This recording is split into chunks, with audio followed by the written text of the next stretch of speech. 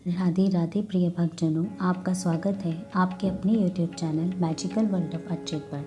आज हम इस वीडियो में रामायण में किष्किंधा कांड सुनेंगे। पंपापुर पहुंचकर श्री राम ने जो ऐसी सुखद प्राकृतिक सुषमा देखी तो देवी सीता की यादों ने उन्हें पुनः व्याकुल कर दिया। वे व्यथित होकर बोले, हे लक्ष्मण, देखो पंपा की शोभा कैसी निराली है। इसका पानी कितना साफ और चमकीला है। कमल के फूल कैसे रंग बिरंगे हैं। चारों ओर हरा भरा वन और बीच में पंपा नदी। मेरी तो आंखें ही जुड़ा गई। हवा कैसे पेड़ों से अटखेलियाँ कर रही है। पहाड़ों पर मोर मोरनियों का मन भावन नृत्य कितना उत्तेजित है। काश आज देवी सीता यहाँ होती तो कितना प्रसन्न होती। मुझे डर है कि कहीं वह मेरे विरह में अपने प्राण न दे दे। लक्ष्मण श्री राम का शोक समझते थे।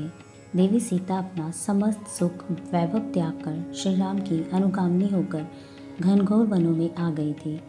उसी को खोकर श्री राम का दुखी होना स्वाभाविक था। वे बोले, भैया इतना शोक करने से कैसे काम चलेगा। आप ही अगर धैर्य खो देंगे तो भाभी सीता की तलाश कैसे पूरी होगी। नराधम रावण का वध कैसे होगा। आप निश्चिंत रहिए, देवी सीता को हम अवश्य खोज लेंगे। छोटे भाई के ऐसे वचन सुनकर श्री राम का उत्साह फिर जागृत हो गया। वे नए उत्साह के साथ पंपा नदी को पार कर ऋष्यमुख पर्वत की ओर चल पड़े।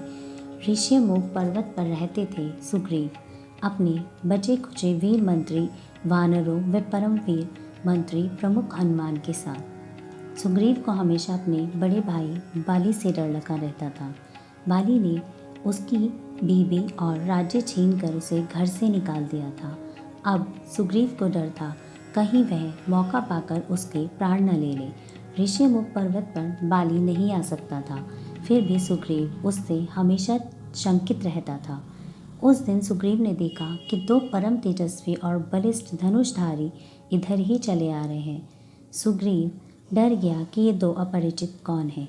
कहीं बाली नहीं तो इन्हें इधर नहीं भेजा है मुझे मारने। वह हनुमान से बोला, देखो हनुमान, ये कौन आ रहे हैं। कहीं सुग्रीव के गुप्तचर तो नहीं।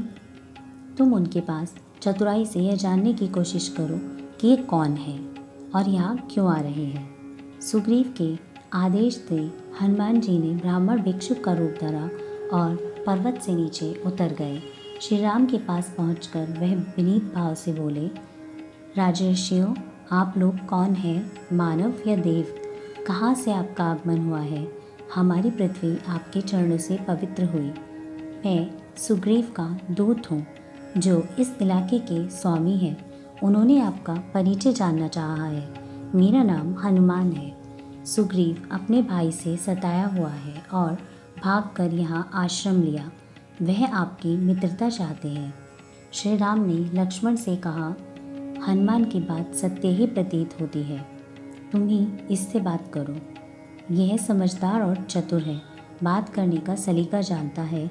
वेदों का जानकार और व्याकरण का ज्ञाता है।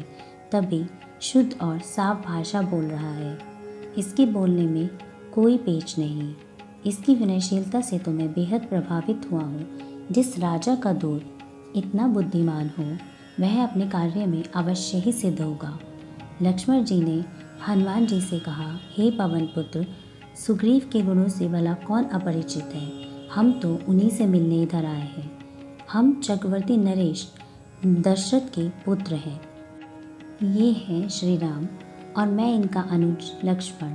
हम 14 वर्ष का वनवास भोगते हुए यहाँ आए हैं। हमारे साथ राम प्रिया सीता भी थी, मगर उन्हें पातकी रावण हर कर ले गया है।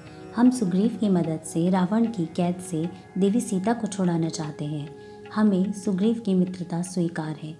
बोलते हुए लक्ष्मण का स्वर अवरुद्ध हो गया। हनुमान जी दंग रह गए। बोले, आप लोगों के दर्शन पाकर कृतकृत्य हुए। सच तो यह है कि महात्मा सुग्रीव भी संकट में फंसे हुए हैं।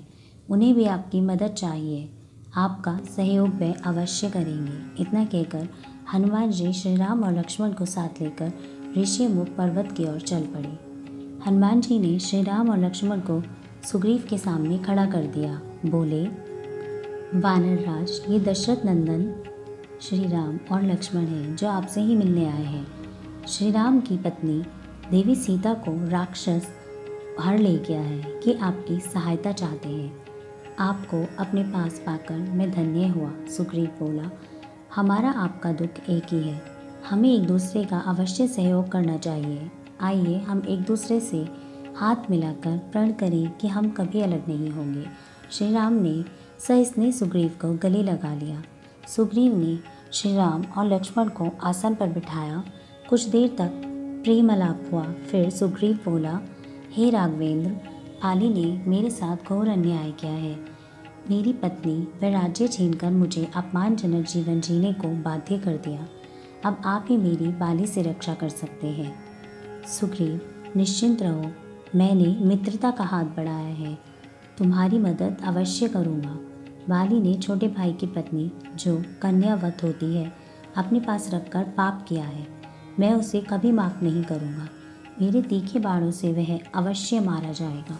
फिर तुम्हारी पत्नी और राज्य तुम्हारे पास होगा। धन्यवाद राघवेंद्र, सुग्रीव बोला।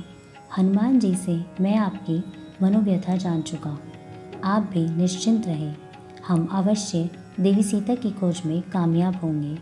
रावण अपने कुकर्मों में फलीभूत नहीं होगा। फिर कुछ सोचकर बोला, हे राम, कुछ दिन पहले ही आकाश मार्ग से एक राक्षस एक नारी का अपहरण करके लिए जा रहा था। वह बार बार हे राम हे लक्ष्मण की गुहार लगा रही थी। निसंदेह वही देवी सीता होंगी। उन्होंने ऊपर से कुछ वस्त्र आभूषण भी गिराए जो मैंने संभाल कर रखे हैं। ज़रा आप पहचानिए, ये उन्हीं के तो नहीं। इतना कहकर सुग्रीव ने वस्त्र आभूषण श्री राम के आगे रख दिए। राम जी ने जो इन वस्त्र आभूषणों को देखा तो तत्काल पहचान गए कि देवी सीता के ही हैं। उन्हें शोक फिर से सताने लगा। उनकी आंखें नम हो गई और हृदय बैठ गया। सांस की गति तेज हो गई। वे रोते हुए बोले, लक्ष्मण, ज़रा देखो, ये वस्त्र आभूषण सीता के ही है ना? क्योंकि इस वक्त तो मेरा दिमाग ज़रा भी काम नहीं कर रहा है। भैया, लक्ष्मण जी ने जवाब दिया, भला मैं कैसे पहचानूं? मैंने तो कभी आंखें उठाकर न भाभी का चेहरा देखा न बाजू। मैं क्या जानूं कि वे कैसे वस्त्र आभूषण धारण करती थी। हाँ, ये नुपुर ज़रूर पहचाने हुए हैं, क्योंकि रोज़ उनके चरण स्पर्श करते वक्त इन्हीं पर मेरी नज़र ज़रूर जाती थी। बस ये वस्त्र आभूषण देवी सीता के ही हैं। राम कातर स्वर में बोले, सुग्रीव, मुझे बताओ, रावण उसे किस दिशा में ले गया है? मैं सीता के अपमान का अवश्य बदला लूँगा। पृथ्वी से राक्षसों का समूल वंश नष्ट कर दूंगा। श्री राम का विक्षोभ देखकर सुग्रीव मर्माहत हो गया। कांपते स्वर में बोला, हे राम, धैर्य धारण कीजिए। संकट तो मनुष्य पर ही आया करते हैं, उनका मुकाबला धैर्य और बुद्धि से करना चाहिए।